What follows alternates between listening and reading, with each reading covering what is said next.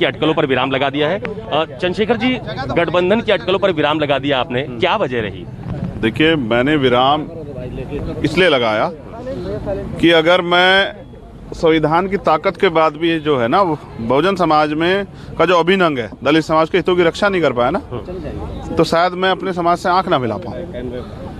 मैं 1 महीना 10 दिन से लगातार प्रयास कर रहा हूँ उनके विश्वास के साथ। उन्होंने कहा कि हम सब मिलकर लड़ेंगे, और मेरा प्रयास था, उनका हो ना हो, मैं यहाँ इसलिए हूँ कि किसी भी कीमत पे भारतीय जनता पार्टी को हम लोग सत्ता में नहीं आने दें। क्योंकि पिछले 5 साल में भारतीय जनता पार्टी कार्यकाल में जो दलितों के साथ हुआ, 4-4 लोगों की एक दिन में हत्या होती है, हाथरस जैसे कांड होते हैं, प्रयागराज में 2 माँ और बेटी का रेप होता है सामूहिक रूप से, कोई कार्रवाई नहीं होती।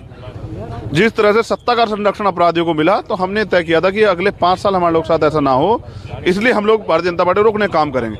और अगर विपक्ष बिखरा रहा तो इसका फायदा कहीं ना कहीं भाजपा का होगा, तो हमने तय किया कि हम बिखरने नहीं देंगे। हमने अपने लोगों के विरोध के बाद ये तय किया कि हम इस गठबंधन में जाके इस काम को आगे बढ़ाएंगे। अखिलेश जी से तो आपकी कई बार बातचीत हुई थी। हाँ, लेकिन मैं समझता हूँ अखिलेश भैया को ये लगता है कि बिना दलितों के वो सरकार बना सकते हैं, तो उनको मेरी बहुत बहुत मंगल कामनाएं, मगर मैं दलित समाज के स्वाभिमान के साथ खिलवाड़ नहीं होने दूंगा। किस बात पे बात नहीं बन पाई? मतलब क्या कहा ना, मैंने तो अपनी बात कह दी, और बाकी बात आप जो है ना भैया प्रेस कॉन्फ्रेंस उनसे पूछ लें।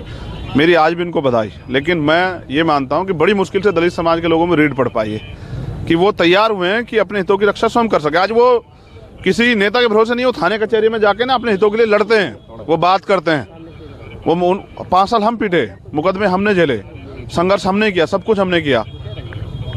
तो इसलिए हमने तय किया कि हमें अगर 5 साल और लड़नी पड़े, 10 साल और लड़नी पड़े, तो हम दलित हितों की रक्षा के लड़ेंगे। देखो होता क्या है, आप जो कहते हैं ना मैनिफेस्टो में, वो आप पूरा नहीं करते। मैंने बहुत सारी सरकारें देख ली हैं। पिछली बार जो 5 साल का कार्यकाल रहा, भैया ने कहा कि हम मुसलमानों को 18% आरक्षण देंगे। पूरे 5 साल की सरकार में वो नहीं हो पाया। प्रमोशन में रिजर्वेशन का बिल इनकी पार्टी के जो सांसद है वो पाड़ देते हैं, डिमोशन होते हैं, दलित समाज के अधिकारियों को उठा के डिमोट कर दिया जाता है। पिछले इनकी सरकार में 5 साल जो है ना, दलित समाज के अधिकारी कर्मचारियों को बेइज्जत किया गया। मेरा सवाल ये है कि भाजपा में भी किया गया।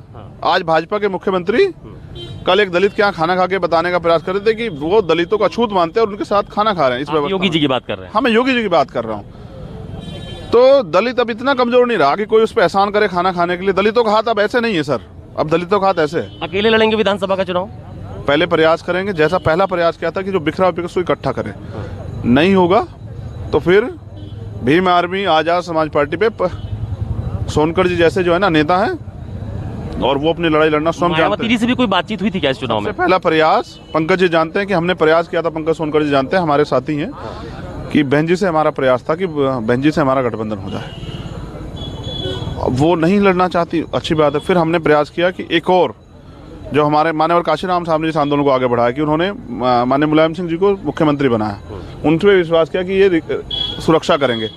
मैं नहीं चाहता कल मेरे साथ भी यही हो कि जो पिछले गठबंधन में मुख्य माननीय मुलायम सिंह को बनाने के बाद हुआ था दलितों के साथ, वो दोबारा हो। इसलिए मैंने तय कर लिया कि नहीं, अपने लोग हितों की रक्षा के लिए सत्ता और ये सब चीजें सिर्फ मात्र साधन है व्यवस्था परिवर्तन का। कांग्रेस विकल्प है क्या अब? क्योंकि अब अखिलेश जी के साथ गठबंधन होगा नहीं, मायावती जी के साथ हुआ नहीं, तो क्या कांग्रेस विकल्प है? अच्छा, मुझे बताओ, जो लोग अकेले लड़ रहे हैं, आप उनको क्या मानते हैं? वो बीजेपी की मदद कर रहे हैं? नहीं, मैं तो आपसे सवाल पूछ रहा हूं। हाँ, मैं यही कह रहा हूँ ना, मैं सवाल का जवाब ही दे रहा हूँ कि हम अपने दम पे लड़ने का प्रयास करेंगे, और बाकी जो कोर कमेटी तय करेगी। हमारे यहाँ लोकतंत्र है, मैं सब डिसीजन नहीं लेता हूँ। 2 दिन के मंथन के बाद, रात की पूरी वार्ता के बाद जो मुझे आदेश हुआ पार्टी कोर कमेटी ने, मैंने वो जनता के सामने रख दिया, मीडिया के सामने रख दिया। अब कोई नई बात होगी आपको बताओ। धन्यवाद।